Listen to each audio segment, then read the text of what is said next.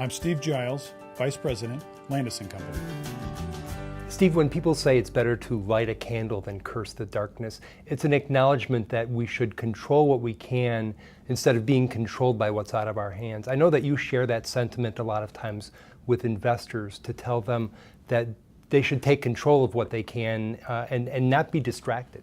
Yeah, Joel, there's a lot of peripheral noise out there that I think can distract investors. And they want to worry about interest rates, they want to worry about inflation, they want to worry about what's going on overseas. Those are all things that at the end of the day we have absolutely no control over.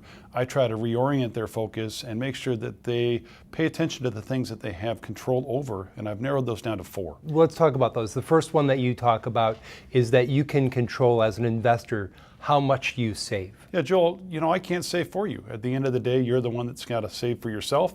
If you want to retire, you need to put some money aside. Saving is critical. You and I both know that the more we're able to put aside, the better off we're going to be longer term. And the less we can spend, the more we're going to be able to save in the short term, and that's going to help us longer term. And part of how much you save is also how long you save. The longer that you save, the better off you're going to be. Compounding interest is a wonderful thing. Consider that a 20-year-old who's able to put aside $2,000 a year between being 20 years old and when they retire at 66 will have $1 million because of compounding interest. But the flip side of that, Joel, is, and I have this conversation a lot with clients, the longer you're able to delay retirement, the longer that portfolio, the longer your nest egg is going to be working for you before you're able to pull the trigger. So how much you save, how long you save. The third thing that you say that investors have control over is watching their expenses, watching their costs, or how much you spend investing. Consider that when you invest in mutual funds, there is an expense ratio that's associated with that. I think that investors that pay attention to investing in low-cost funds, low-cost investments, are going to have a benefit longer term. I also think that if you pay attention to your tax savings as an investor, consider that a lot of investors have available to them tax-advantaged 401k accounts through their employers, tax-advantaged savings accounts outside of your 401k, like a Roth or a traditional IRA. Give investors incentives to put money away and save on taxes until they retire, and they need that money in retirement. And lowering those costs can give you bigger bang for your investing buck. Absolutely, Joel. So the fourth point that you make is how you allocate your investments. Studies have shown that 92% of our success is driven by our asset allocation. Most people, when I first meet them, want to come in and talk about stock selection. They want to talk about market timing.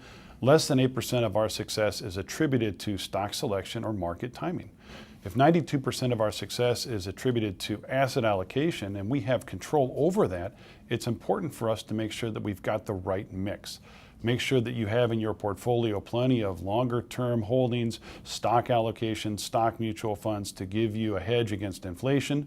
But you also want to make sure you've got enough money in shorter term investments, conservative investments, bond funds, fixed income funds to provide you with stability, less volatility, and also distributions when you enter into retirement. And we've talked in the past that setting that balance isn't a set it and forget it thing, that it's an ongoing factor that you control. Well, absolutely, Joel. Of course, situations change. As we go through our investing life, we're going to have different circumstances that will drive that allocation. The younger we are, obviously, the general rule of thumb is you can probably take more risk, have more money in stocks.